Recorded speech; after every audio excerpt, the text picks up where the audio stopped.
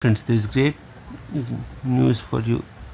Indian Railways is recruiting for ALP assistant loco pilots again after 5 to 6 years. The total number of vacancies are 5,600, more than around 5,700 vacancies. Recruiting qualifications to have passed 10th ITI, diploma or equivalent from Clearance Board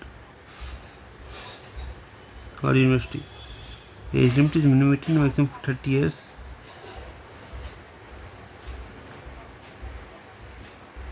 Salary will vary from rupees 19,900 rupees pay scale. Selection will be based on computer-based test followed by interview.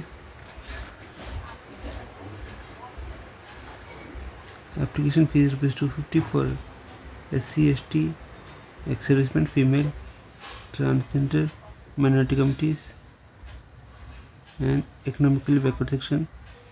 For all other candidates, is 500 rupees. You can apply only in the official website of Railways, that is indianrailways.gov.in.